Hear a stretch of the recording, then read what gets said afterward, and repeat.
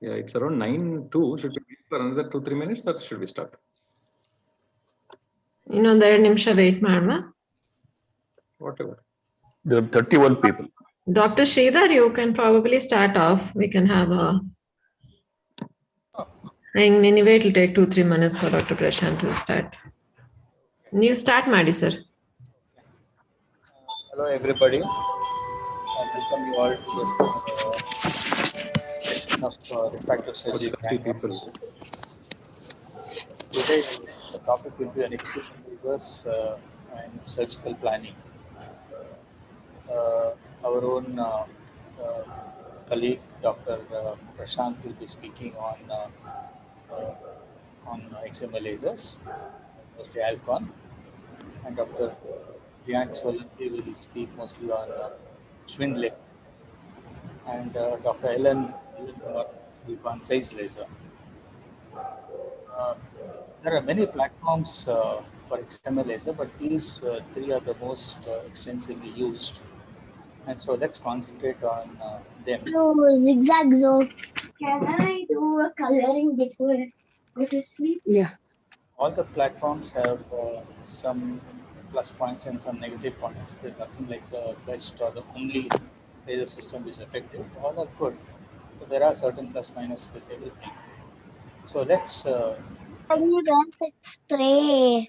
Dr. Prashant Where it is. on the Alcon laser. I have to search it.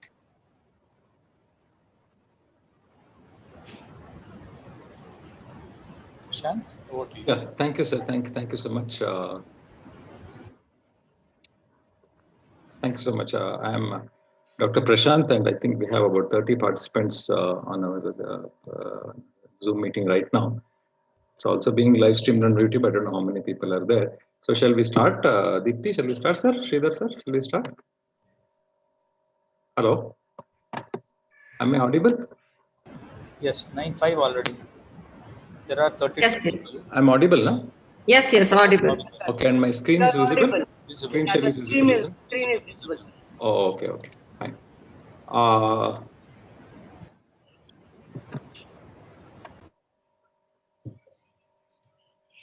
Okay, so before Dr. Prashant sets up, I would warmly invite Dr. Prashant, Dr. Priyank again, Dr. Elan again, after Dr. What Sridhar said. One more just thing I wanted to add is, I think many of us may not actually have bought the machine or owned the machine. So very few people would have probably done a research or found out the technicality of the machine. Most of us probably have been privileged to start using a good machine.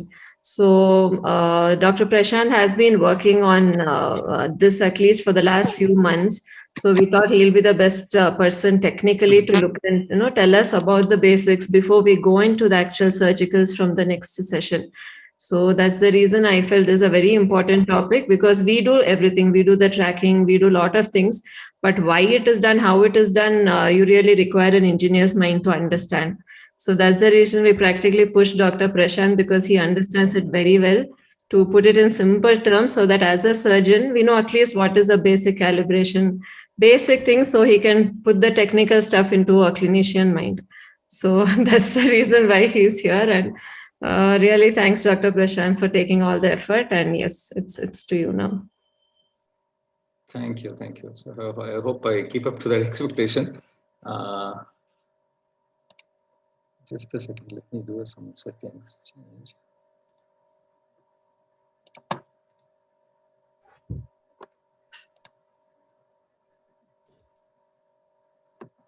Okay, fine. So hi, good evening, and thanks to all for having logged in late in the evening. I think hope all of you have had your dinner, finished your work, and relaxed enough to go through with us on this continuing of our refractive surgery course. Just somebody can confirm whether my audio and screen are quite good. Okay? Both are perfect. Okay. Perfect. Yes, sir. It's clear. Okay, thank you. So I'm not doing a full screen because I have some small notes kept to me on my desktop so that I don't miss out some points. So that's one thing. As we go further into the refractive surgery course, we have covered in the last 5 sessions, we have covered most aspects of the general preoperative case selection, the exclusion criteria, imaging, which are the cases that we can include and all that. Now we are actually moving forward to the actual surgery. Whenever we speak about LASIK, it's people say, oh, LASIK is nothing, it's only 10%, 90% is preoperative evaluation and only 10% is surgery. But is it really so? I mean, that's my big question, because LASIK is an extremely complicated treatment. Imagine the flying spots, millions of flying spots flying all around and hitting the cornea in a particular sequence to correct a particular refractive error. It's an amazing science. The amount of research and the technological, the marvel that the excimer laser is, it's mind-boggling. So, I mean, from the hardware that generates the laser actually, and it transmits to the surface of the cornea, as well as the heart, the mind of the brain of the computer controlling this sequence so beautifully, such that the exact amount of tissue is ablated in every time. And we have so many machines in the market now, starting, I mean, they're all time-tested machines. All of them are extremely good. There is really nothing to, tell one machine is better than one platform is better than the other platform. Extremely good machines. The research that has gone into each of these machines is really mind-boggling if we try to understand the technicalities behind it. But of course, there are small differences between the machines, which makes the machines, gives the machines their individuality. And I mean, they have their philosophies, the treatment philosophies, the treatment algorithms. They all bring that individuality to the platform, and the flavors are always seen. Today we shall discuss about the actual excimer laser, the specialities of the excimer laser, and we will also try to look at how exactly we can make the data entry as foolproof as possible.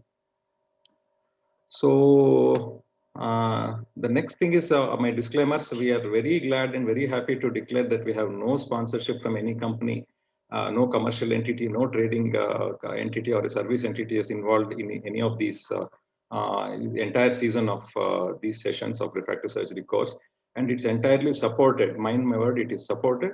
We are not sponsored by Jyoti Basic Vision. And the aim is to make this series as center and as platform neutral as possible, so that the aim of our entire season is collective learning. So we all learn from each. I'm just a, Nimitt Matra anta ಹೇಳ್ತೀವಿ ಕನ್ನಡದಲ್ಲಿ. I'm just a person who is there here just to introduce the topic. I think the learning should be collective. And we have had extremely 5 good sessions, which we have received fantastic reviews about the last 5 sessions. I hope that me and Dr. Priyank today will be able to live up to those expectations, and we give you something back for you to take back home about. So with that, we'll start. Just to create a context for this meet, I will go back to one small basic. What exactly is a refractive error? If we come to the very basic, it is nothing but just a mismatch between the refractive system of the eye and the length of the eye. This is all that there is. Whether you want to take it as a lower order aberration of a simple refractive error or a higher order aberration like a coma or what a trifoil or whatever it is, ultimately it is basically a small mismatch, not exactly a small, a mismatch between the refractive system and the length of the eye. This is what we have to really understand, because this is the way the laser works. This is the way ablative refractive surgery is going to work. Then the excimer laser, we use it to reshape, because we are restricting here to the ablative refractive surgeries. I'm speaking only about the excimer laser today. So the excimer laser is used to basically reshape the cornea to correct this mismatch. So this is the whole crux of the issue here. There's a mismatch, and we are trying to correct the mismatch on the cornea. So what exactly is an excimer laser? What exactly is an excimer laser here? Why did we choose it as a treatment of choice, or a tool of choice for us to do whatever we want to do?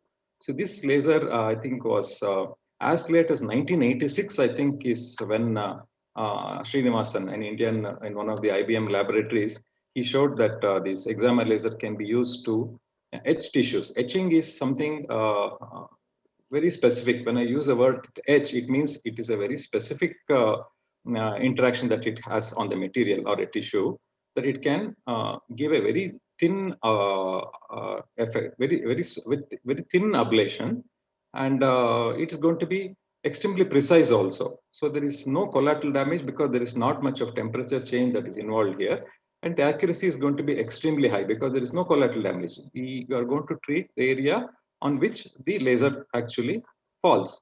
So further, since it's in a UV range, it's a 193 nanometer laser, so there is not much of penetration inside the eye. So these are the characteristics of the excimer laser, which makes it very, apt to be used on the cornea. So that's one thing we have to be very clear about. We have been about 30, 35 or 40 years now, and there is no other laser which has been able to replace an excimer laser for this particular purpose. We have a femtosecond laser which can do a slightly different job than an excimer laser, but for tissue etching, excimer laser has been the gold standard and continues to be so. Can I request everybody to mute themselves? Thank you. So what exactly is the treatment plan here?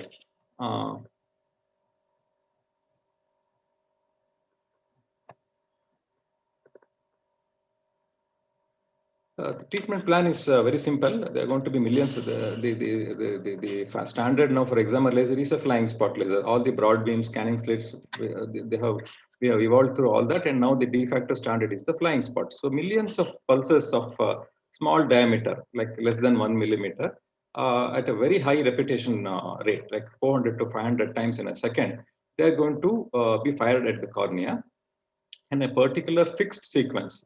And this is calculated by the computer. And each pulse has a Gaussian beam profile, and this, the center of the profile, the beam will have the highest will peak in the fluence. Fluence is the amount of energy that is being delivered on the cornea, and it gradually decays towards the edges. And each pulse is going to etch a small portion of the cornea, and the adjoining spots are going to fall on an overlap mode.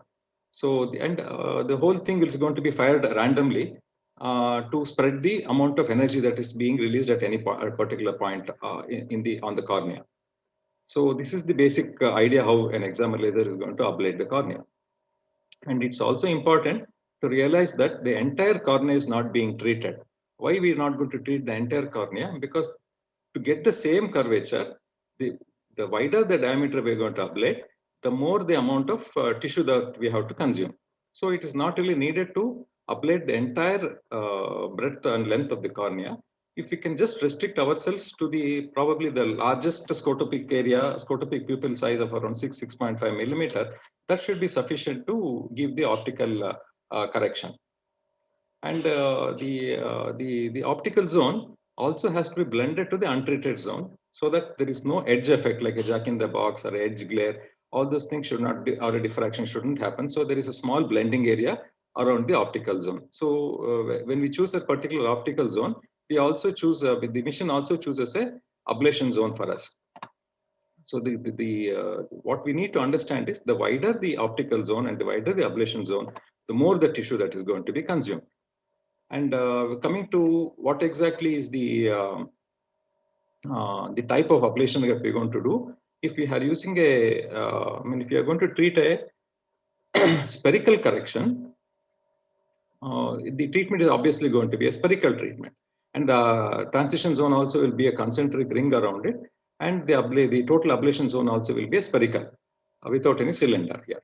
And the beauty of a spherical ablation is that transition zone is not going to be very large area. It's going to be a reasonably small area. Whereas if you're going to treat a cylinder or a spirocylinder, the treatment area is going to be an oblong oval, and the ablation area of the transition zone is also going to be a more oblong. So we have to accommodate a larger ablation area. So this is going to be important for two things. One is to compute the amount of tissue that is consumed, and the second thing is probably for the positioning. When you're going to do a flap LASIK, positioning of the diameter of the flap, or the position of the hinge, or the hinge width, we can suitably align with this when we understand this type of a pattern.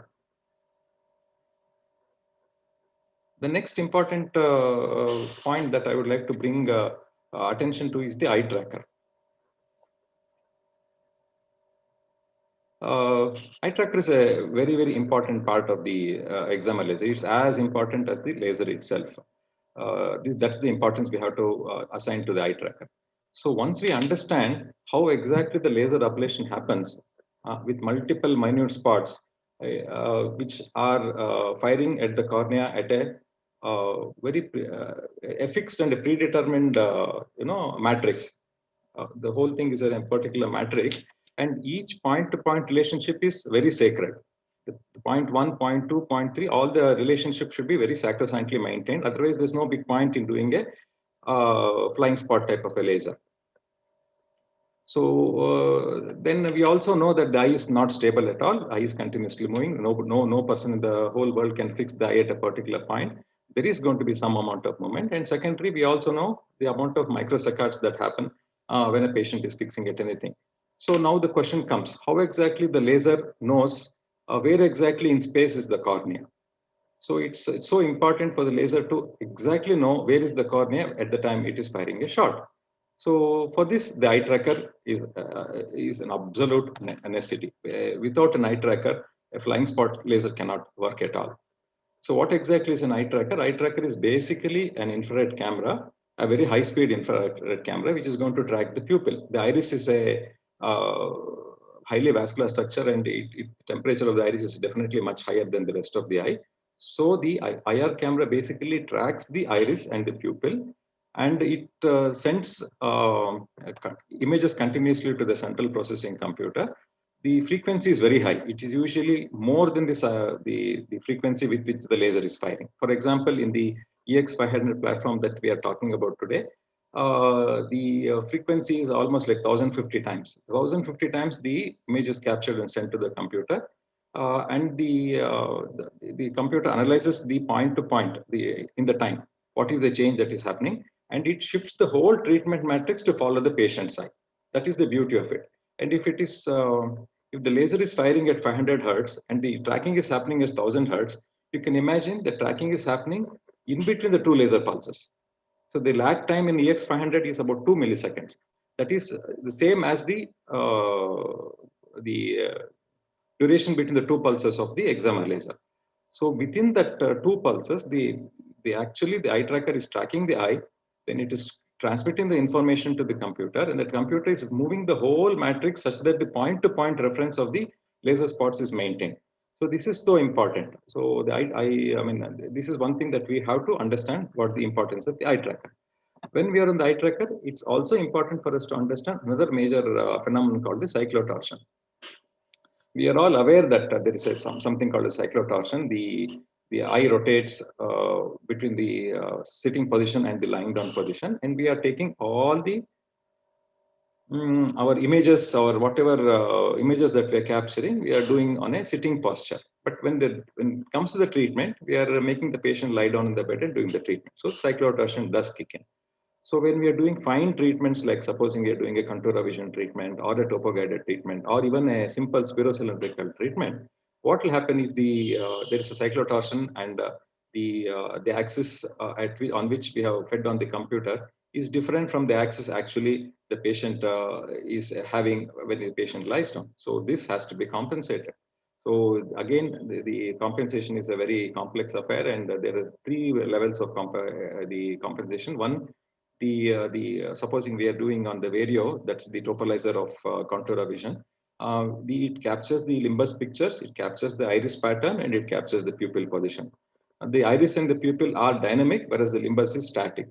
So once the patient is moved to the laser machine and exactly the same cameras are available on the laser, they capture again the same 3 points, the limbus and the iris and the pupil. Then it compares it with what is registered in the topography. So then it calculates what is the amount of cyclotorsion, if at all there is there. Then it compensates by moving the whole treatment matrix to suit the way the eye is oriented on the bed, with the patient on the bed. So this is about the cyclotorsion compensation.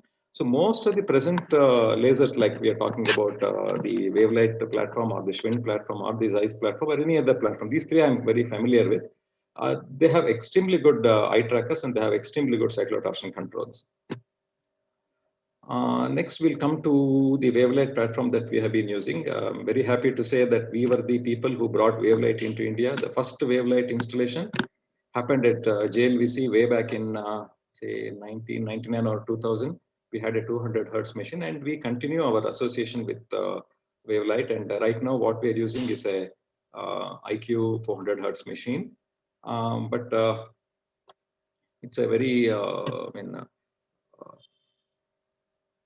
today it's actually a very happy moment for me, because it's a pride and a privilege that I want to share with all our colleagues, our partners, and our well-wishers that everything is set now, and in the next 10 days we'll be having our EX500 mission at JLVC.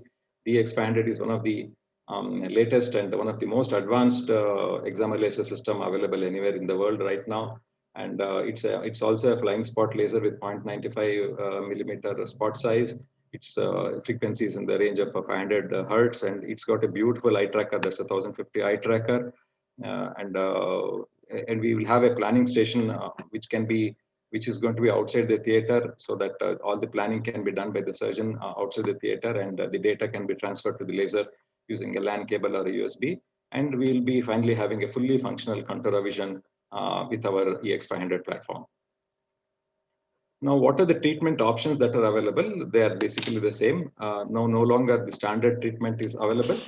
Now, all the treatment in most of the platforms that I have mentioned will be having a wavefront optimized treatment or an aspheric treatment, which basically reduce the amount of oblateness that is induced by a myopic program, and it's going to try to preserve as much as aspect proliteness within the visual area in the surrounding areas.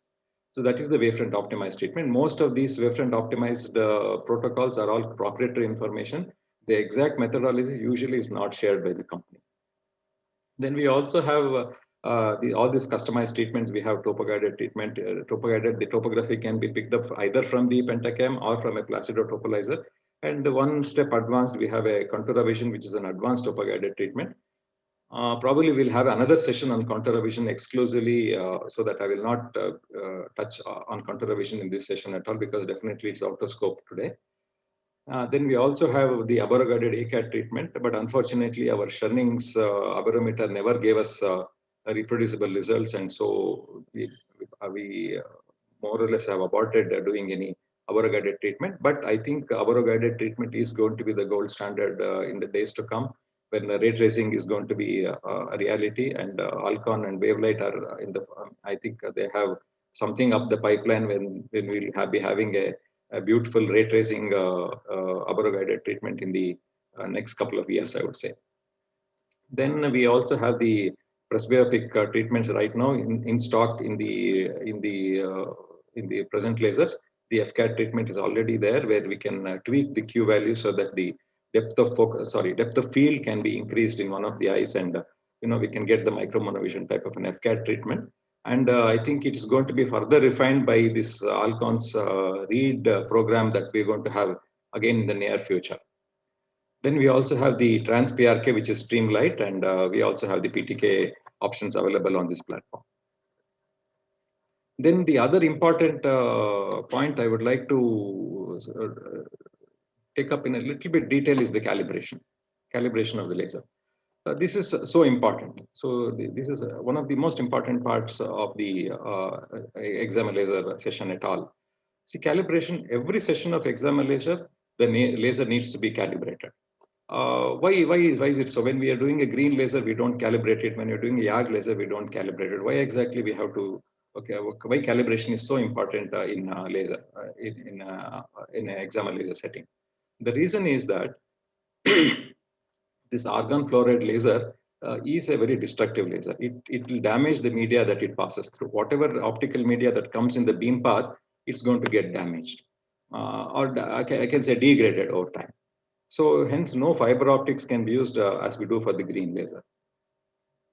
So from the point of generation, somewhere here in the machine, till it passes through the machine and comes out to the arm and leaves the laser, it passes through empty cavities. Some of the lasers will have a vacuum here. Some of them, like Alcon, Wavelight, they have nitrogen flushed optics, nitrogen flushed cavities through which the laser passes. There is no fiber optic involved here.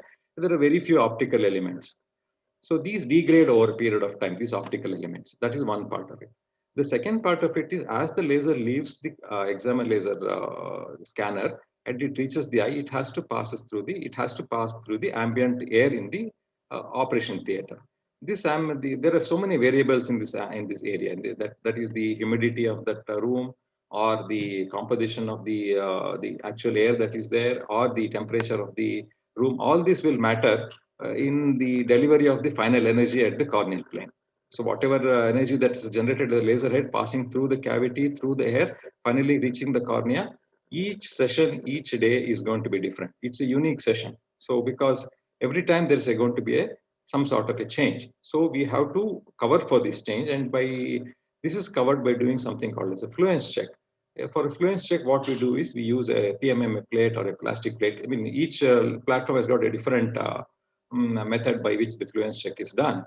So we actually see what is the ablation that happens on the PMMA chart, and we input that back into the system. That goes back as a servo control to the laser head, and it will generate the correct amount of laser energy that will create a particular amount of tissue effect that we require. This is what we do as a fluence check. This is so important. Then once this happens, once we fix this, then the Wavelight's perfect pulse technology takes over. Then it is this is basically nothing but a multiple areas of sensors and checks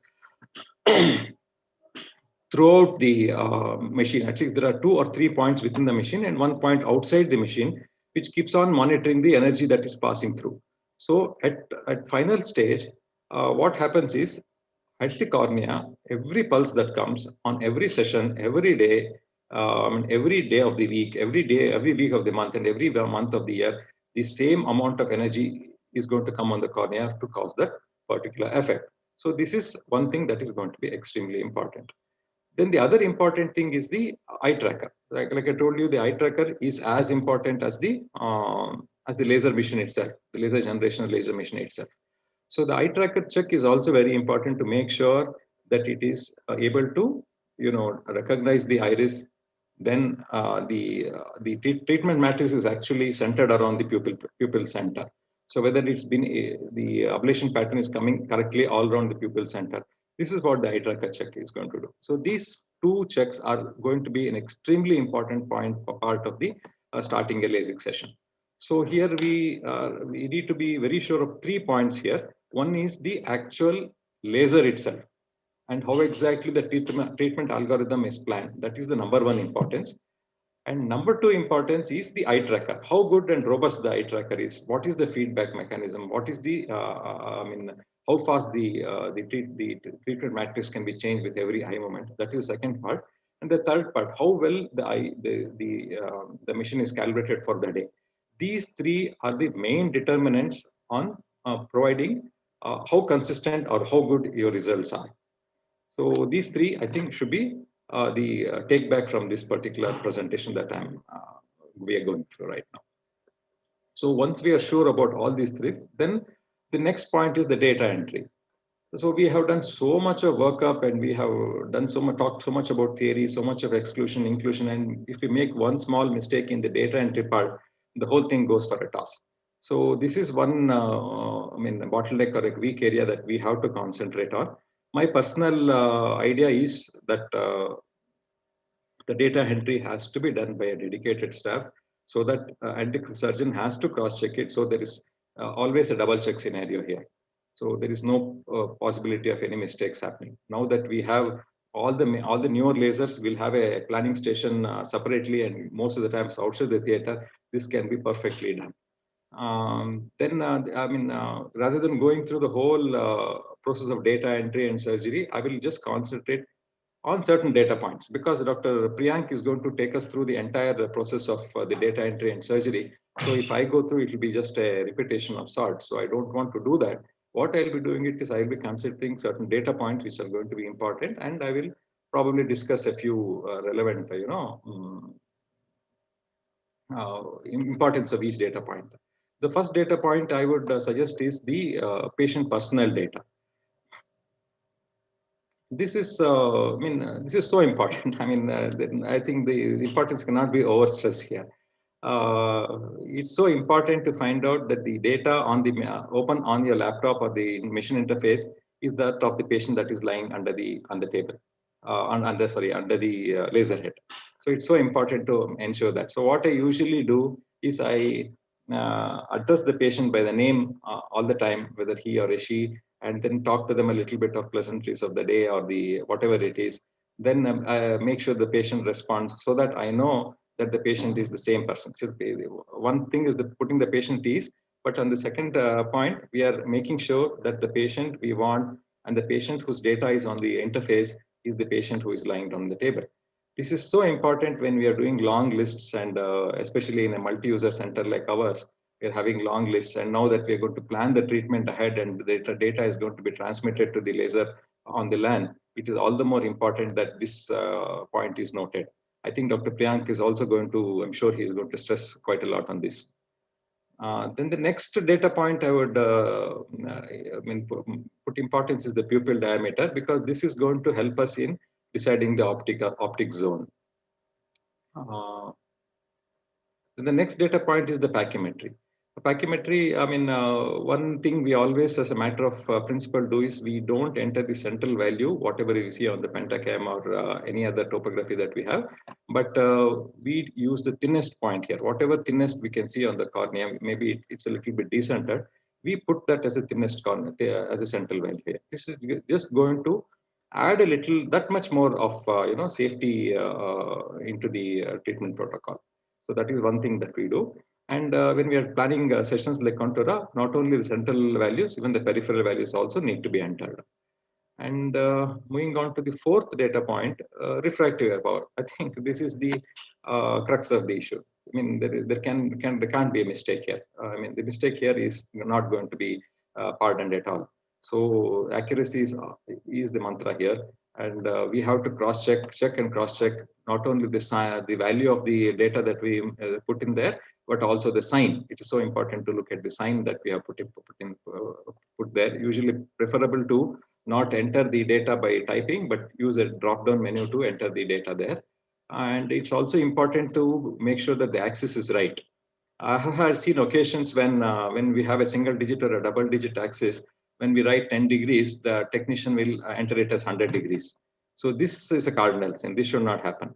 So how best we can avoid it? Avoid all these things. Provide very, very legible data to your laser technician, preferably in a printed paper. I have seen people pulling out small sheets from their purses and giving it to the technician. I think all that as a protocol we should stop.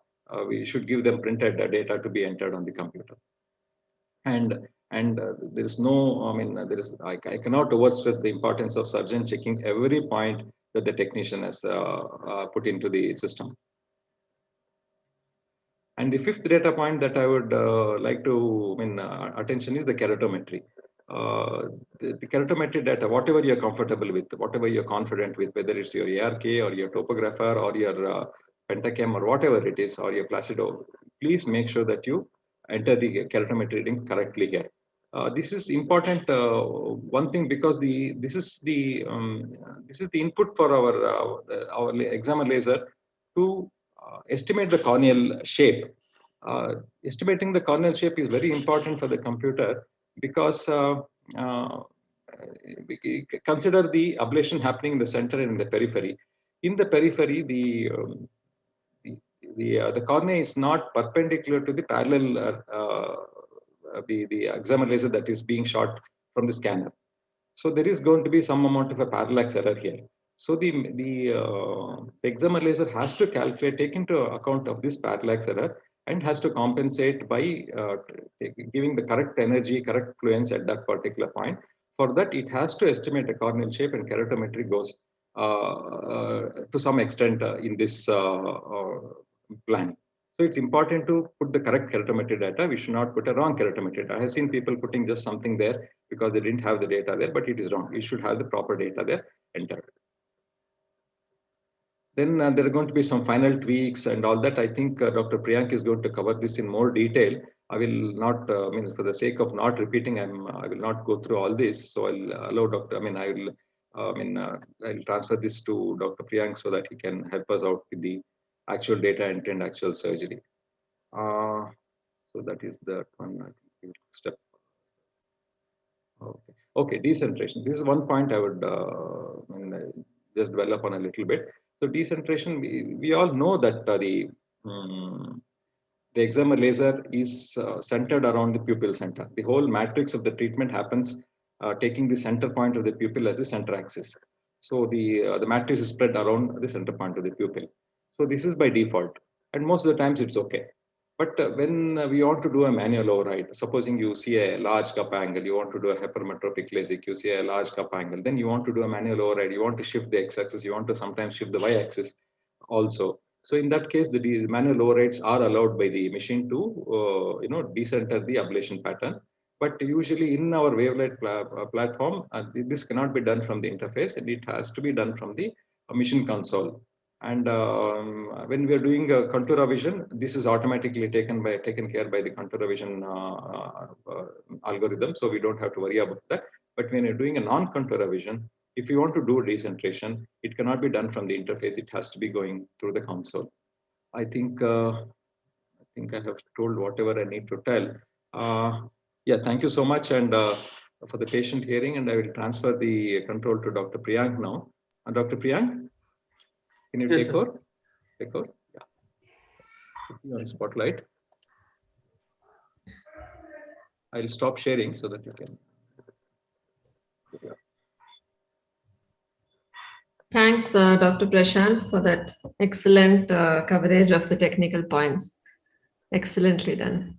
Thank you so much. Dr. Priyank, is your video on? It is on, and okay, okay. Yeah, okay. I put you on spot. Can you see my screen also? You can see it. Yeah. All right. So thank you, Dr. Prashant sir, Dr. Sridhar, and Dr. Deepti for giving me the opportunity. Today I will be taking you all through a walkthrough of a SHWINT platform, basically, which I've been doing almost past 8 years. No financial interest and no intent to market this machine. So this is the SHWINT MRS which we have in our center. So I'll be taking you through a small spots on the machine which is unique to itself. The first part is the repetition rate and the spot parameters. There are three varieties of models of this machine. One is the 500, 750, and 1050 hertz repetition rate.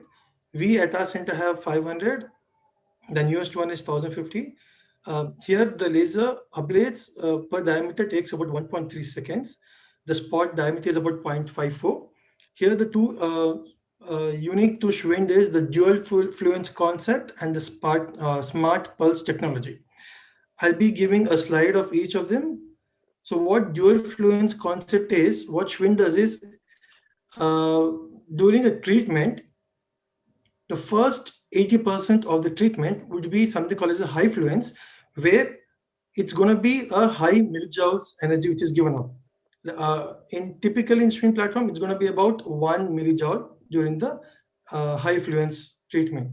The next 20%, which is generally in the periphery, would be the low fluence, which would be about 0.6 millijoules for the treatment. Based at the corner surface is going to be a bit lower than the others, and the surface is going to be more smoother. The smart pulse technology, which is a new technology which is been introduced by SHWINT in about last 2.5 to 3 years. What this is, patients have a wow factor that the recovery is much faster compared to the older technique. Now, this mainly works for a PRK or trans-PRK. For a flap-based procedure, not much of a difference in terms of wow factor, because the first post-op day you almost get about 98% of your vision back. But here, what I have done both in smart pulse and non-smart pulse technology. The non-smart pulse earlier used to take around 7 to 10 days for recovery in a trans-PRK, whereas the newer one, which is a SPT, I would see a great amount of improvement, about 80 to 95% of vision coming back in 5 to 7 days itself. So that 3 to 4 days is what the wow factor, what the company says. That's because the if you can see here, these are two electron microscopic changes which we see. This is without the smart pearls, and this is with the smart pearls. So the surface of the stroma is more smoother. Hence, the recovery is much faster, but it does not have any outcomes in terms of negativity. Eye tracking, as Prashant sir said, it's very important. Everything works the same. It's the same 1050 hertz pupil and limbus tracking. Across all the platforms, Schwind has the 60 technology, whereas the 1050 hertz has a 70 technology. I'll be telling what that seventh dimension is about. Here, the reaction time is 1.6 milliseconds, which is even faster than the other machines. There has two types of cyclotorsion. One is the static and the other one is dynamic. Static is the one which is taken at the Sirius or the topography when it's taken preoperatively, which takes the iris and the limbal photo, and then it's compared during the surgery when the patient is on the bed. Whereas the dynamic cyclotorsion is during the procedure when the patient is already on the bed and the treatment is happening. So that during the treatment, if there's any cyclotorsion, the laser corrects itself through the software which is there. This is what the tracking is all about. The first one is the horizontal and the vertical movement of the eyeball, which is the first and the second dimension. The second picture which you see on the right is the rolling of the eye movements, like either up or the laterally, which is the third and the fourth dimension. The fifth one is the actual cyclotorsion, which is more important when you lie down, when the vestibulo-ocular reflex comes into place. The sixth dimension is the vertical movements, like when you squeeze your eye, it goes back. When you relax, it comes out. So there is a millimeter or half a millimeter change that does affect sometimes in a treatment if you are having a higher dioptric treatment. In addition to this, which is there in all the first and second platform, the 1050 hertz machine has something called as the seventh dimension, which they say is the time. Now the software is so made that it predicts that where the eye is going to be moving. So the laser corrects well before your movement of the eye. So that's the seventh dimension, which is seen in the Schwind 1050 hertz. So that's the seventh dimension is the time, which is quite unique to its company. One small thing which I'll be talking about the thermal effect is they have something called as iTech, which is the intelligent thermal effect control. Now, what they say is the laser which is fired onto the corneal surface, the next laser which is falling onto that similar area, the gap. So the temperature risen in that area is not more than 4 degrees. So that's what the company says. The treatment option which you get in this platform is the similar thing, almost abrasion-free corneal wavefront, ocular wavefront treatment. Here, there is one additional thing which is for the customized treatment where you want to, centralize a decentered cone in, like in keratoconus, or you want to do a specific one small area, either a sickle shaped treatment or ring treatment, which can be totally customized in this machine in all the platforms, either 500, 750 or 1050. We have a refractive neutral phototherapeutic PTK, pressed by max treatment, which is unique to itself, and the TransPK, which is my favorite. So that was a bit technicality of this. Now this is basically how you see the platform here, how to prepare a patient's treatment profile. So this would be the screen when you open up in the thing. The advantage in this is that the whole treatment can be planned right on your Sirius machine itself, the topographer. The topographer which is linked to the Schwind machine is. So on the right side, when you see there are 4 buttons here, which is the OrCam, which is the treatment part, pressed by Max or PTK. You can choose either of them, but most of them we choose it because this is simple transperical AC can be done in this. So when you click on that, you have another window which opens up.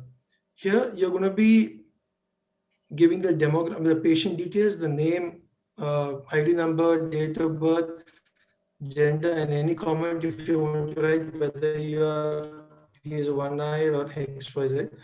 So this is, I've just created a dummy here. Then choose a right and left eye.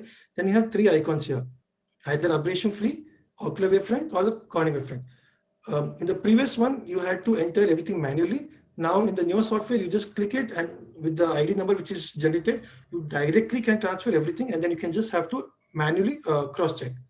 So when you transfer the data, these are the 2 small windows which open within. The first column would be the refractive error, which you have to enter after cross-verifying with the patient's refractive error. This, okay. And the next one would be the keratometric reading, which is a pre-op. Let's say at present have it as 44 in both the K1 and K2. And here it also gives you the estimated post-operative K reading, right? And the right side is the pupil offset, which I'm going to be talking in the next slide. So down you have the 6 columns here, 6 buttons here. First is the trans-PRK, PRK, LASIK, and femtoLASIK, and relief if you're doing the retreatment. Choose either of them which you're planning for the patient, and then let's say if I'm choosing the trans-PRK, then you have another small window which opens up, which shows the epithelium thickness, which is the major part. If you do a PRK, then this doesn't come, you have to manually enter it.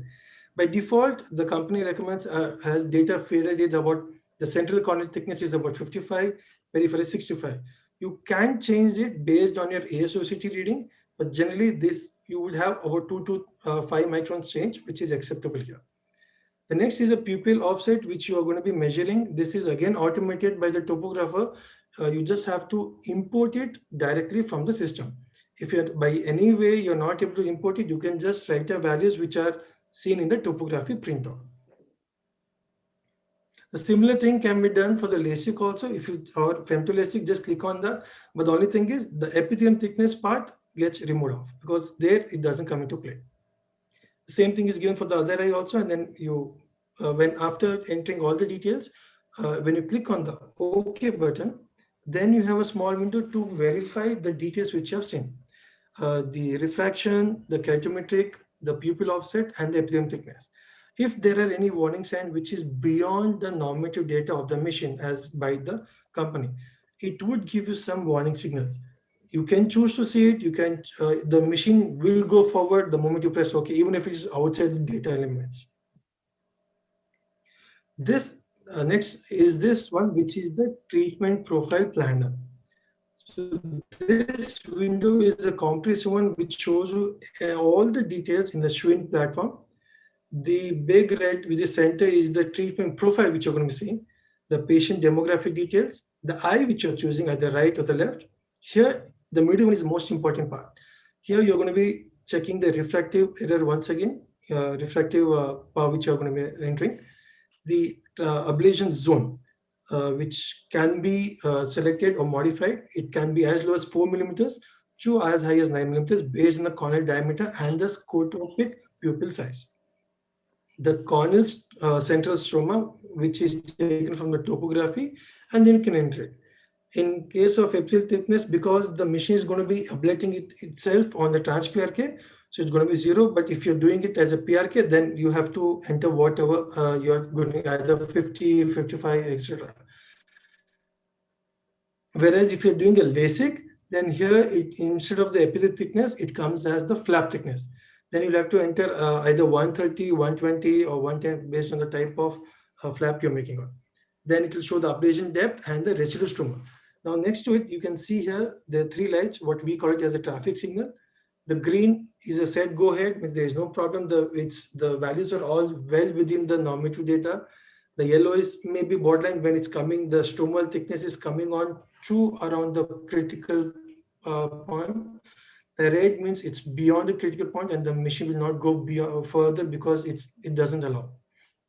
On the left hand side lower, you can see here that it will show you the ablation depth, the corneal, the total thickness, volume which is taken off from the corneal tissue, and the central ablation zone. So after you enter all, you just check all this. You just have to press the summary button. So when you press on, it starts calculating through its nomogram and the profile, and then you see this. So this will show the treatment profile, the cold and the hot zones, and then you can proceed. When it becomes green, that means it's all fine. Now, one specific thing to Schwind is that this optical zone can be modified. Now, the modification can be in 0.1 millimeter size itself. So let's say here I put a 6.3 millimeters for a -3 spherical error with a cornea of the ablation depth is around 100 microns. The moment I change it, let's say I made it here to 7.14, it goes to 111. That's what Dr. Prashant was also saying, that the wider your optical zone is, more the ablation is. But then you will have to, compensate or modify based on the scotopic pupil size. If the scotopic pupil is really large, as in 4.55 or 5.5, you have to modify treatment based on the thickness and the curvature. This, after you finish both the left and the right eye, this is the final. Here, everything comes, it's one screen printout where you get the patient details, you get the type of treatment, you get the details of the ablation, you get your treatment profile, the pupil offset, the refractive error, and the K reading and the estimated, and the pachymetry. In addition, here it will also show you the coma profile, the aberrations which are there. If it's any higher, it will show you a small red mark here. After you confirm both the left and the right eye, then it goes on to save that file onto the system, which you can transfer it onto your either onto your pen drive or memory card or a Wi-Fi or LAN. Schwind has 3 ways of transferring it onto your console. First is a memory card or the USB card. Second is the LAN network, or third is the Wi-Fi network. We at our center have kept it very basic as a memory card. Why? Because we have locked a USB, because we don't want any USB to be exchanged, so that the virus transfer can be minimized and nil. Memory card, why? Because not many machines or no laptop or PCs would be having any memory card slots. So it is used exclusively for your topography and your Schwind machine. So after you do this, when you go into your Schwind console onto the machine, after you enter the details and you've done the fluence test and the drift test, once it gets cleared, then you will have this kind of picture, which is which eye do you want to treat first. So the right eye or the left eye. You choose the right eye, and then it goes on to the treatment screen, which is going to be this. This is a demo version which I'm showing you. So the screen will be something similar to this, where the treatment, the patient's details are here, the refractive manifest refraction is here, and the laser setting, which is default by the customer, by the machine, the ablation depth, and the residual RST, that's the stromal thickness. This on the left side is a pupil tracker. The red one is a pupil, the green one is the ablation zone tracker, which moves along with the treatment. Below this is the treatment progress in terms of seconds and the remaining percentage and the remaining seconds. This is the live eye movement, which you are able to see. The right side in the trans-PRK module, you will see this cyclotorsion, epithelial remove. This becomes green if you're doing a PRK. In trans-PRK, the machine does everything, so you just have to press on the foot pedal and just sit quietly. One additional thing which is unique to this is this color thing which you're seeing, the green, yellow, red, which is the live pachymetry. Now, when the treatment profile is going on, the few layers of tissues are taken off, so the thickness becomes low. So you see that 509 microns of keeps on changing. It becomes more thinner. So that shows a thing. It's, I would say, it's just a fancy thing. Nothing major you get from it, but it's something additional as a soft feature has been given to you. Of course, it comes with a price. It's an additional setting which you want. Personally, for a trans-PRK or PRK or basically surface ablation, this really doesn't make sense. It's made majorly for a LASIK, which I'll show you now. After you treat the one eye, then you'll again ask for the other eye, then you do the same procedure and the procedure is done. For a LASIK, it's almost similar. The only thing in the right side, you'll be able to see the different settings you have to do in the steps wise. We have flap cut, so cyclotorsion, flap lift, treatment, repositioning, and post-operating time. Now, when you do the cyclotorsion, there are 2 types, as a tool, dynamic and static. So both of them will be measured and it will be treated according to that. Here in this, when you after the treatment, when you put back the flap on, the live pachymetry, you will see if there is any fluid within the interface, then it will be shown here. So we would not like to have any fluid between that, because so after you squeeze out the liquid from the interface, it will be recover faster. So the live pachymetry, I think it's only for the flap-based procedure where it actually works out. For any surface ablation, there's not much different, but it's an additional and added feature which can be used. So this is basically what a SHWINT platform would look like, and the treatment part. Although they're taking it a bit faster, but then this is what I'm sorry, ma'am. Thank you. With this, I would stop my presentation.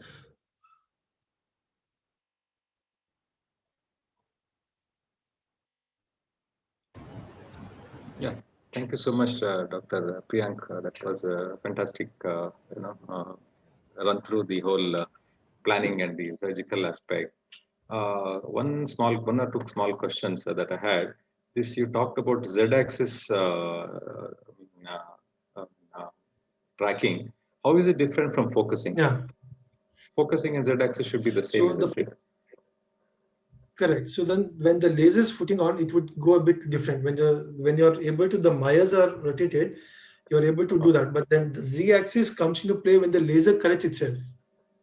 Okay. So it's going to be online through the actual process of the treatment. Continuously is going to be in focus. Supposing you're doing an ablation for a high power and the cornea is getting ablated from top to bottom and the focus is going to shift. Will the Z-axis compensation help there also? It should help. We have seen doing that, and post-operatively we have not found anything. But the practicality part which we have seen, even if there is a small misalignment in the Myers, still we get a good refractive outcome without going towards the zero. No. What I meant was, is the Z-axis compensation going to help in that aspect also? Yes. Refocusing the laser as the treatment is happening. Does it happen? It's basically seen on a higher machine 1050. Okay. But in the 500 and 750, it's not there. And this about the active cyclotorsion. How is it different from regular eye tracking? Dynamic, the static cyclotorsion, we agree, because it's the difference between the time of the sitting to the sleeping position. But the dynamic cyclotorsion is happening online during the patient going through the surgery. Is it different from regular eye tracking, or is it the same as regular eye tracking? Regular eye tracking also should pick up all these movements in all the three axes, isn't it? So what happens is, when you're sitting and when you're lying down, there would be, if there is anything, there would be some amount of cyclotorsion, which the patient is already there. Let's say, even if it's not there, most of the time what happens when a patient is lying on the bed, he's straight. But when you're putting a drape on, the head moves a bit. Okay. So there the static cyclotorsion comes into picture. Whereas when the dynamic one is starting, called as DCC, if while the treatment, the patient would have some amount of, numbness or tingling sensation, the patient would be contracting. So there would be some amount of, like as you say, saccades kind of thing, small cyclo thing.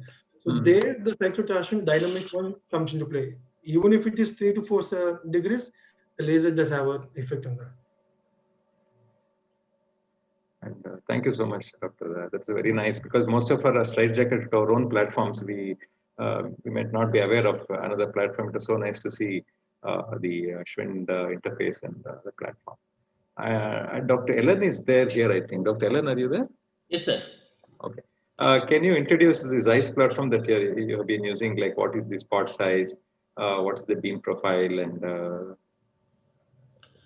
sir, I'm just in a small overview. I know that it's you're not prepared. You had you had your own commitments. So, if you don't mind, could you just introduce the Zeiss concept to us? How is it different from the two lasers that you have seen now? Yes, sir. Not much of a difference between the two lasers. In fact, Zeiss. Is your video on? I just tried to put you on spotlight. Actually, video better, sir. Okay, sure. Okay, that's right. Okay, then you put your video. Actually, something is coming there. I don't know what it is. Okay, sure. It's not very much different from what you both have spoken, but only Okay. thing is it's a 250 micron, Hertz. 250 hertz thing, Okay. lesser than the Allegretto what you spoke about or the Schwind. Okay. I worked with an Allegretto, but never worked with a Schwind. Okay. So when compared to that, Zeiss is little bit easy to handle. That's all. The MEL 81. But Okay. other than that, everything else is more You're or talking less about MEL 80 now. MEL Okay. 80. Yes, I'm Sure, talking sure, about MEL 80. MEL 90, I've never used, sir. Okay. Fine. As regards the spot size, I think it's around 0.7 millimeters. Okay. And MEL 80 works with 250 hertz. MEL 90 is a dual frequency. That is 250 hertz as well as 500 hertz. Correct. Okay. You can choose that. As regards the eye tracker frequency, it's again more or less the same, 1050 hertz. Okay. That's good. And definitely, like you were asking Dr. Priyank, it doesn't have all those other trackings. I mean, the dynamic tracking. Okay. So that's the only difference, I think, between the two. And as regards the topo guided treatment, here you need the Atlas topolizer, Atlas, what do you call, topographer. But I have not used it. I've seen it being used because I have a Pentacam. Okay. So I have never did a thing. The one advantage here is the Press Beyond. That's all.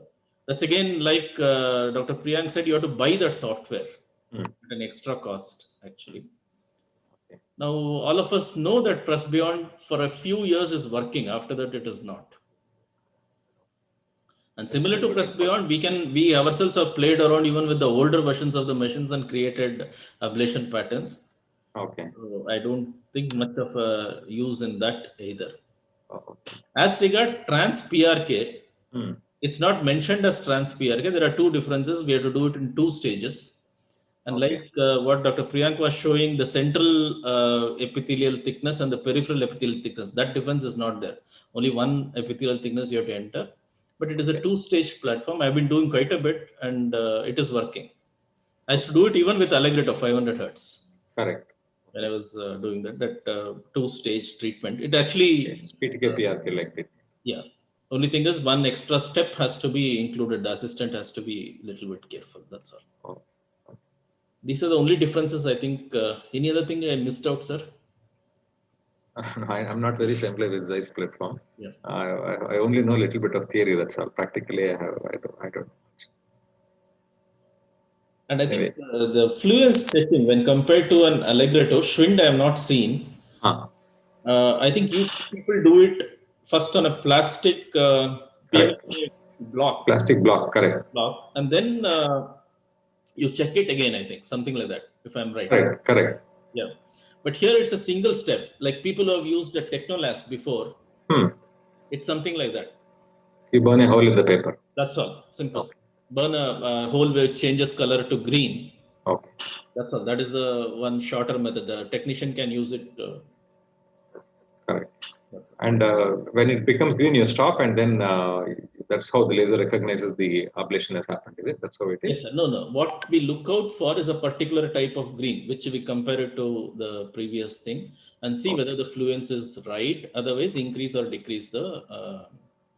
So there is some amount of subjective interpretation here. There is a subjective interpretation. Yes, there is definite subjective, just like the old Technolast. In wavelight, the thing is you ablate a particular, you set a energy and you ablate the PMMA block. Then there is a measuring tool. Yes, sir. How much of the ablation has happened? This is given as an input to the computer, the laser. Yeah. So that will calculate the energy that is required to change. So I mean, it recalculates and recalibrates. For this amount of energy, this amount of ablation has happened. So if that is quite and within the tolerable limit, that energy is fine. Otherwise, it will change the amount of energy that is needed for the for the ablation to happen. The correct energy to come to the corneal surface. That's how it is. So that's what. Here it's manual. There it is automatic. Your Allegretto, it's automatic. Oh, okay.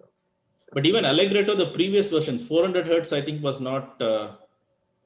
That had some subjective No, same thing. It's the same. Same thing. The fluence has not changed right from 200 hertz, 200 hertz, 400 hertz. Now it is up. The fluence checking is always the same. There's no change. Okay. So From what I in remember, using 200 hertz, that was long back. I don't remember much about it. There, it was again subjective, I thought, sir. That's why I asked you. That's No, why. no. The same measuring tool is there. We have to measure the amount of ablation that has happened and give the feedback to the laser. Okay. That's how it works. So in Schwind, there are two steps again. First one is the transparent plastic sheet which comes of a particular thickness. And then below that there is a sensor. You just put it on that, the laser fires. It's automated. Okay. You calculate how much energy was taken to ablate this much of thickness of this quality paper or the plastic. Okay. That's the energy thickness. And the second is the photo paper, which sees the center where the drift is happening or not. So both of them are pretty automated. You just have to click on the button and press your foot pedal, and then it does on its own. So it's kind of human-free kind of thing. There's nothing where it's subjective or anything. It's more of totally compared to the system software. That's it. I think these three things, most of the systems are robust. I think if these three things are not covered, the type of nomogram, the algorithm, second thing is the eye tracker, and third thing is the calibration. If they are not in place, then you cannot get consistent results. I think that's the most important. Any chart, any questions are there? Nothing. No questions in the chat box. So Dr. Sridhar and Dr. Deepti, anything? Prashant and Dr. Priyank, like once we calibrate it, is there any recommendation as to how many hours later we recalibrate or anything like that if we have a long list? So in Schwind, go ahead, Dr. Priyank, go ahead. So in Schwind, after you calibrate, it stays for 2 hours. In 2 hours, how many treatment you want, you can do either LASIK, TransPRK, anything. You do for 2 eyes, you do 10 eyes. It doesn't matter. After 2 hours, for the next half an hour, it'll let you do only 2 more eyes. And after that, you have to again recalibrate. Okay. And the other thing which you do here is, so because of this and because of the dual fluence concept where the energy is less, so one gas exchange can actually last for about a week or so or even 10 days based on your usage. So that's the additional factor. So the gas used in the Schwind comparatively, maybe it's a bit lesser than the other platforms which I've spoken to friends, but not seen because I've not worked across the platform. So this is what it is, the basic two things which I've seen here. In Wavelight, what happens is there is something called an energy check, external energy check, which happens. This has to be done for every patient. Every patient, once you do a fluence check and eye tracker check in the morning, every patient you need to do energy check. Just before you start, the engineer actually pulls in the energy check meter and he checks the energy, whether it is adequate or not. If the energy check is going beyond the tolerable limits, then you again have to start with the fluence check and the eye tracker check. When eye tracker is not required, at least the fluence check is required. But in a single day session, or even if the session goes on to the next day, usually it is not needed to do another fluence check unless there's a drastic change in the OT ecosystem, like the humidity and air quality is changing quite significantly. Otherwise, it's not needed to do another fluence check throughout the day. But energy check is needed to be done every patient that is being treated. Energy check has to be. And if you're having 2 sessions a little bit away, I mean, one patient in the morning and one patient in the afternoon, again, the energy check has to be done. And if needed, you have to recalibrate. So what is the difference machines for maintenance of operation theater and, humidity, temperature? Do you have to keep air conditioner on throughout the night, and how easy is it to train technicians to use these platforms? Because it's dependent on them to some extent to calibrate and other things, no? Ma'am, before that, can I just add to what Dr. Priyank and Dr. Prashant have told? Even Zeiss, you need not have to calibrate it for every case, or there's an automatic thing which shows external. So if there is any change in the energy, it will not even fire. Then you have to automatically calibrate it, even in Zeiss.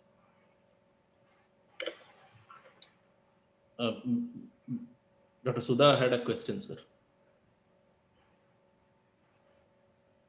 No, I didn't actually get the question right, Dr. Sudha. No, I want to know what is the difference between all three of them as far as maintenance of operation theater is concerned, because that also adds to considerably to expense and difficulty of maintaining machines and other things. No, humidity level, room temperature. Should you keep AC on throughout the night? How difficult is it to train technicians to operate the machine? Is there any difference between I the two? think as far as I've understood the three machines, the effort level is the same in all the three machines. There is not much of a difference. I don't think so at all. But what is more important is the maintaining the OTM ecosystem from the time you do a fluence and eye tracker check till the time you do the surgery. That is of critical importance. If you have a different set of parameters when you do the fluence check and a different set of parameters, you put the AC off for 3 hours and then you try to do another case by putting the AC on for another half an hour, that's strict no. You cannot do that. If you do a fluence check at a particular temperature, at a particular humidity and a particular air composition, the same thing has to be maintained. The number of door openings and closings, the number of people entering and exiting the OT, all that should be limited to as minimum as possible to not change the air quality inside the theater. But keeping the AC on throughout the night or dehumidifier may not be that relevant, except that you have to keep the humidity under control for basically keeping the delicate equipment in a good shape. Beyond that, I don't see any need for any other, but please correct me if I'm wrong. But this is what we are doing with our exam razor in JLBC ever since we started it, and we have no reason to complain.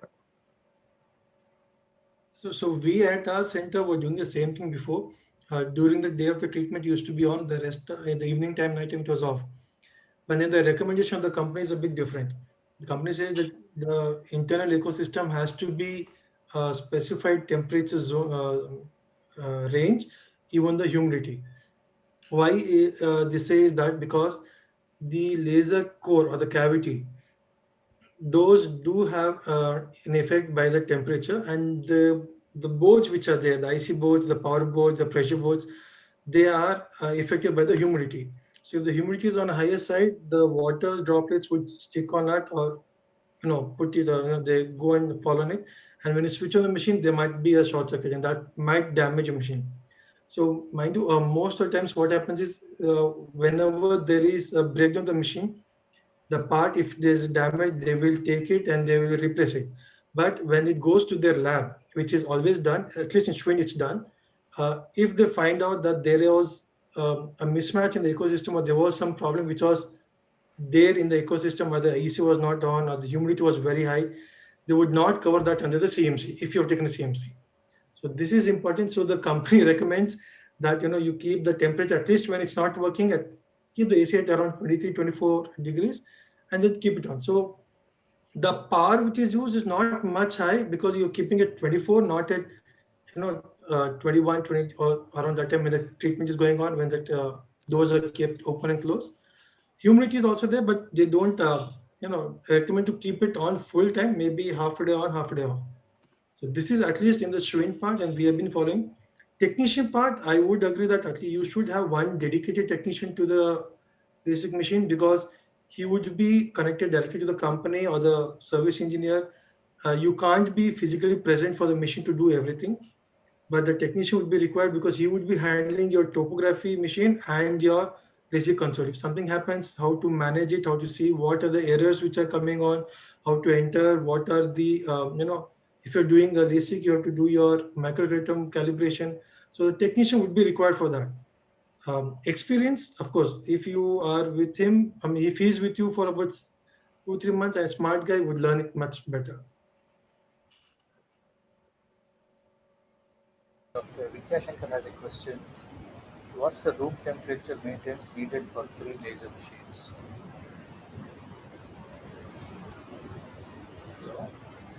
I think that is answered now, sir. It's basically the same, around 20. Yeah, whatever he said, that's what Zeiss people also say. 24, you keep it and leave it on. That's what they say.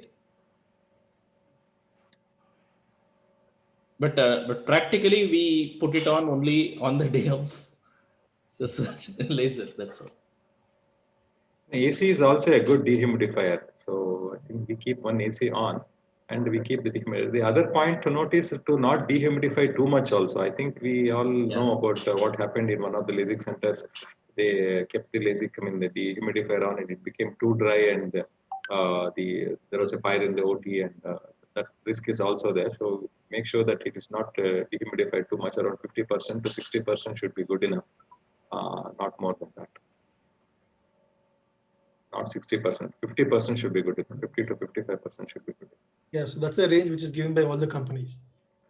Not less than 40 also. Yeah, 40 is a little bit dangerous. Yeah, the thing is when the calibration is going on, after that, when the check is going on for in individual eye, if there is a change in temperature or the pressure, and there is a sensors throughout the machines, if one of the sensor goes off saying that there is one high, the treatment will not start. So then again you have to wait till the room ecosystem is back to its normal range. Degrees. Yeah, and then the laser machine will start. Sometimes it may ask you also for a calibration if it's 3-4 sessions have gone on. So then again it will ask. So of course maintaining temperature and humidity is of utmost importance.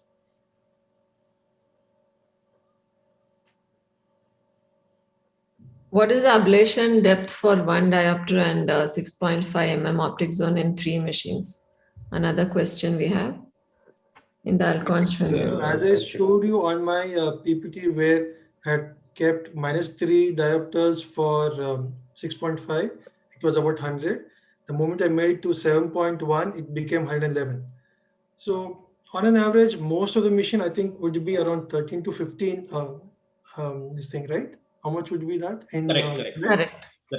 No, your 100 microns also includes the epithelium, I would say. Yes, because yes. 3 diopters and 100 microns is too much. The transpire case, because Yeah, transpire. Yeah. 95% of my treatments are now transpire case, unless until patient asks or it's very high power, like beyond 7. I don't go beyond 7 or 7.5 for transpire case. But if it's anything less than that, up to -3 syringes also, it gives excellent results. I've seen patients are very, very happy. The usual company-defined standard is 6 millimeters, and most of the machines will be around 13 microns at 6 millimeter optic zone. At 6.5 millimeter optic zone, it comes to around 7 to 7.1 microns per diopter. That's usually, and the cylinders take a little bit more than sphere. Then usually when you take a sphere and a cylinder, you add the cylinder to the sphere. Supposing it is -3 with -1, so you have to consider as -4 into 13.5, 13 to 13.5. That is how you need to calculate. Cylinder takes as much central tissue as the sphere. And another thing, the lesser corneal wavefront, the lesser powers, the corneal wavefront becomes more. Okay, the lesser powers consume more ablation, because the first 1 diopter takes around 30 microns, and after that, all these calculations come into play only when we are doing more than 4 or 5. And if you're doing a customized treatment, I think it take a little bit more because of the polishing required. It may take a little bit more tissue than the standard wavefront optimized. Anything else? Anything else that we have missed out? Somebody would like to add? One thing I missed out is I was expecting somebody to ask is the plume evacuator. Just like to touch upon a little bit of plume evacuator, because again, when we are ablating a cornea, a lot of ions are being released into the atmosphere. So again, that will change the ecosystem between the scanner and the cornea. So every laser system, I'm sure it's there in Schwind, I'm sure it's there in Zeiss, it's there in Wavelight. There is something called the plume evacuator, which will, as soon as you start the ablation, you hear a sound, and the entire, whatever the ions that are generated by the ablation is sucked out of the atmosphere there. So that is also very important to maintain the correct ambience between the scanner and the cornea. So that cannot accumulate there and change the energy reaching the cornea. So that is one thing I didn't mention during my presentation. I just like to add that. It is there in Schwind, I'm sure. Zeiss, I'm not too sure, but it should be there. It is there, sir. It is there. It has to be there. Otherwise, it doesn't work. In fact, even if there is, we can actually see that happening. Okay, and you can actually smell it happening. Not more than see, you can actually smell it happening. Yeah. Okay. Smell it happening. It's smell it. If it's a larger diopter, you can actually smell it. Yeah. If right. you're smelling, your blue market is not working. Not working. But when it's a larger diopter, you do still get it. If it's a lower diopter, you generally don't feel it. Sure.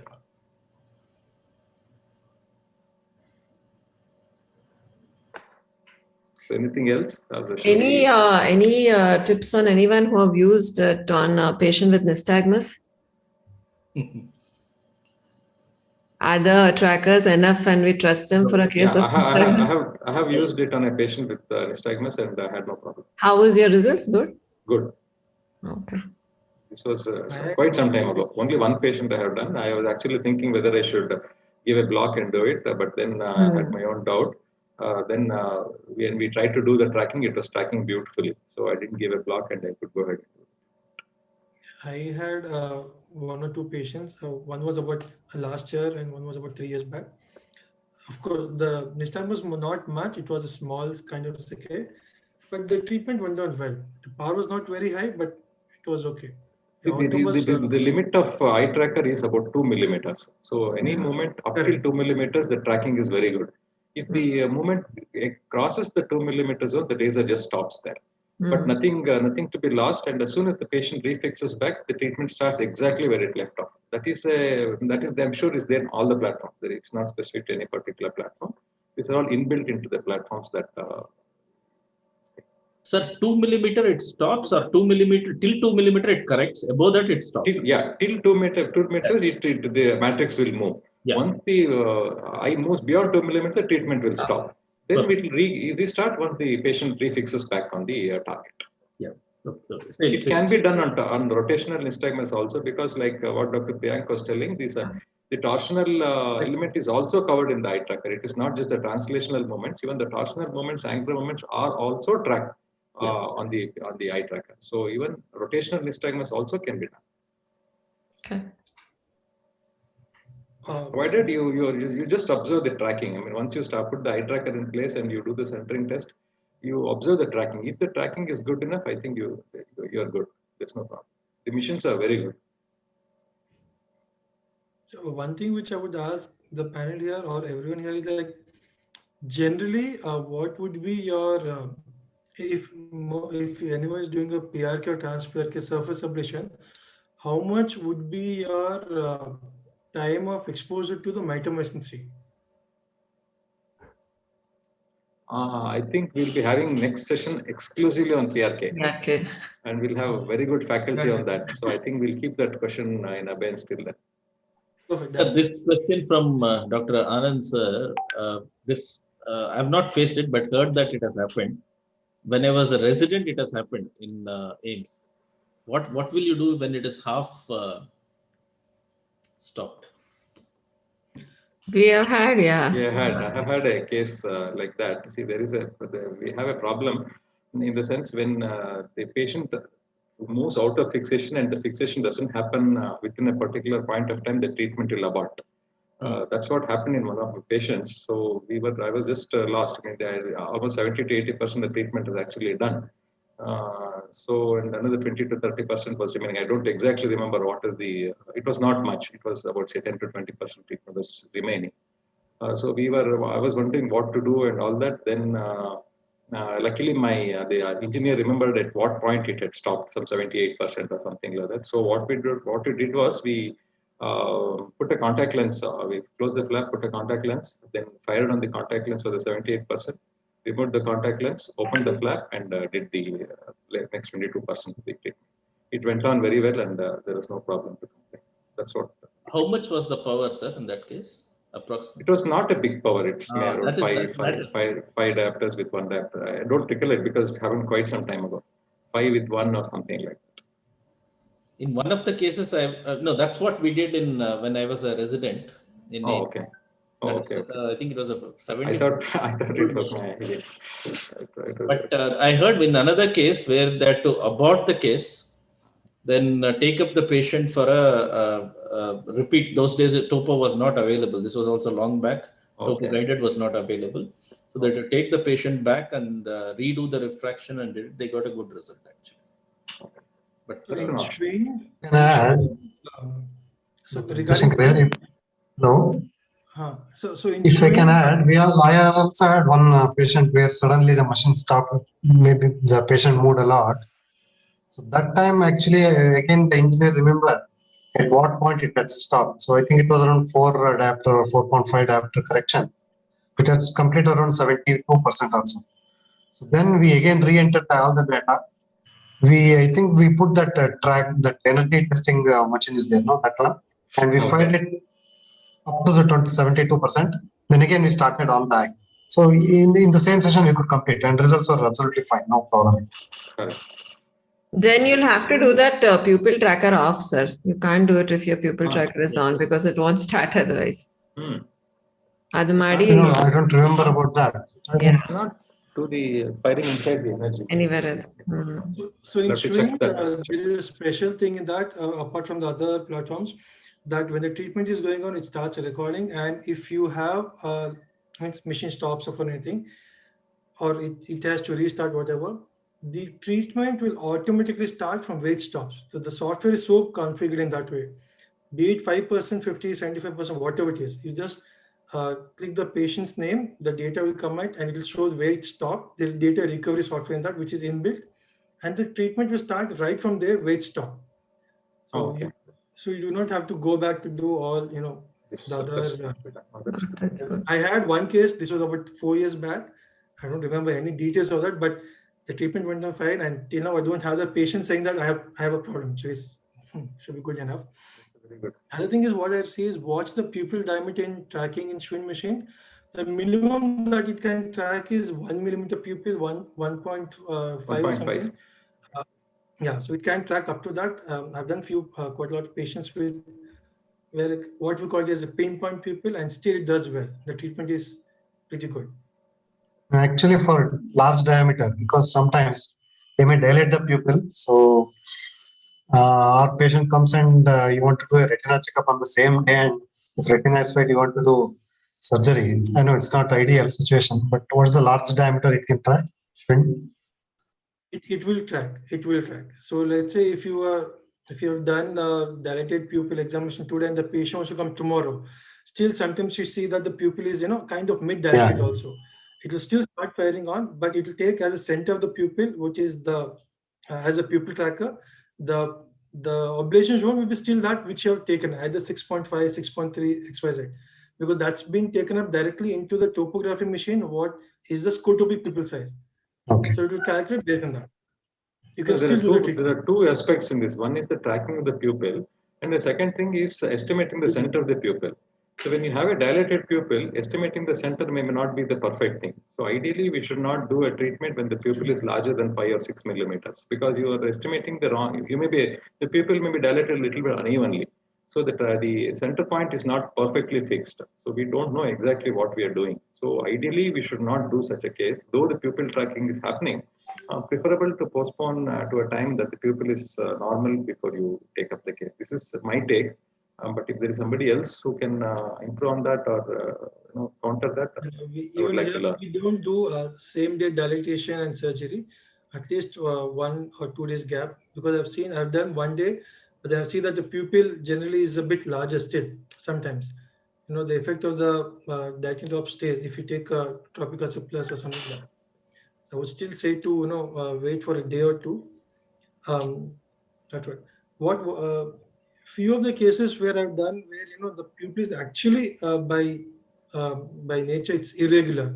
It's like a deep pupil, or you have a trauma where there is a small iris tear or the root tear, but still in those cases also the pupil tracking is pretty good. It still gives out a good outcome. So I've done few cases of that, not many, but about 3 or 4. Still the outcomes are pretty good, and there is bang on reflective visual acuity. I have a question here with correctopias where the pupil is not in the center of this thing. How do you, I have had the occasion to do one such patient. How do you do that? Because the laser will actually pick up the pupil and it will treat the center of the pupil, which is obviously a wrong point for the cornea to be treated. That is not where the treatment has to happen. It will be totally a decenter treatment if you take a pupil, if you catch the pupil in a correctopic eye. So how exactly did you do that? what happens is when you do a topographer, it takes the, when the central, when the light is there, it takes up the central angle kappa. So that it will measure it and say that that's a visual center. The same thing when you transfer the data onto the console, it takes the same file. So the patient will be saying, and again with the cytotorsion, it's going to correct the same thing. I have done very few cases of such. Till now, no surprises. But the pupil, the irregularity of pupil is not much. Maybe 1 or 2 clock hours. That's it. Not beyond that. So that's what I have done. Okay, I have done. I mean, one patient long back, 6, 7, or even 8, 9 years ago, where the patient had a frank correctopia in one eye. Other eye was perfectly fine, and she was fixing. The fixation was quite central. So what I did was I did a major y-axis decentration. Whatever the pentacam showed the y-axis decentration, we did the total y-axis decentration, and I remember the patient is doing that. She still comes to my clinic, and she's very happy. There's no problem with that. That's the only patient with correctopia that I have done. It was a very, workup was very challenging for that. I don't know if somebody else has got a different opinion on that. It's a riskier thing. Of course, you were very. It's a risky thing. It's a risky thing to do that.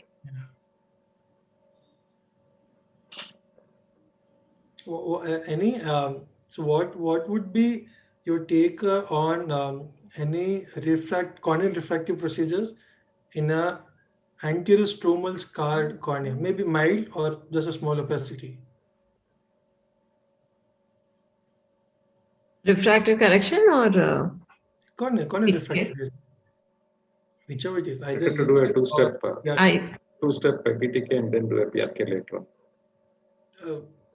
So would you? First thing is, we should not be doing an alcohol. Yeah, we should not be doing an alcohol epithelial removal. Firstly, measure the scar in an ASOCT, and probably the trans epi would be perfect for that.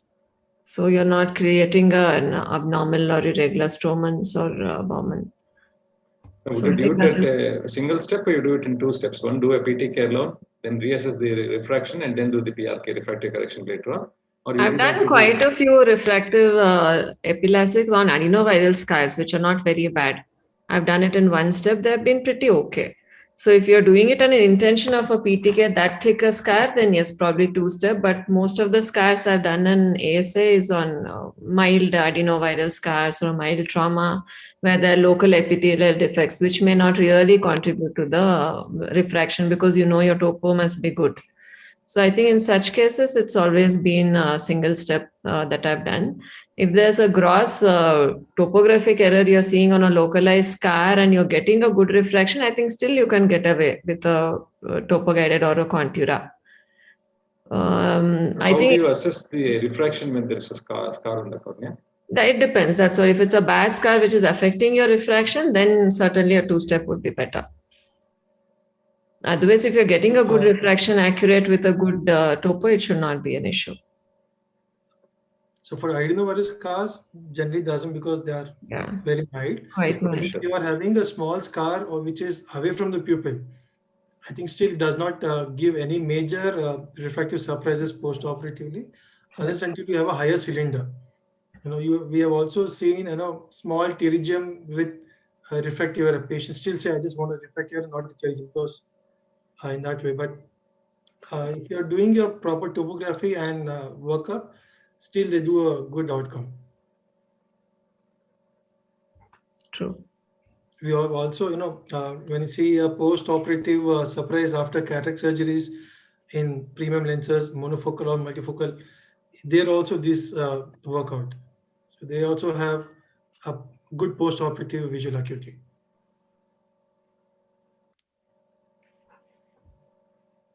Anything else is there? I think we are almost like 10:30. Time. Yeah. I never expected so much interaction will happen on an exam laser presentation. Oh, this is, I think, a very interesting topic. So I wish. Good. I think we should close. It's been 37 minutes post 10. Yeah. Okay, then thank you so much, Dr. Priyank, and thank you so much, Dr. Ellen, to be there. Dr. Sridhar, can you please take over? Thank you very much, everybody. It's been a very interesting talk. Though less number of people attended today, but still it's very, very interesting. Thank you so much for everything. Thanks, Dr. Ellen, for the last minute addition. Thank you very much. Thanks everybody. See you again next Friday. Next again, week, yeah. Next Friday, we'll not be having session because AIOC is there. So we'll come back in July 1st week. We'll come back with the details on your message boxes. We'll be having, most probably, we'll be having a nice session on surface ablation with the national faculty as the next session. So please tune back on the Friday after the next Friday. Okay. Thank you and bye bye. Good night. Thank you. Bye-bye. Good night. Thank you, everyone.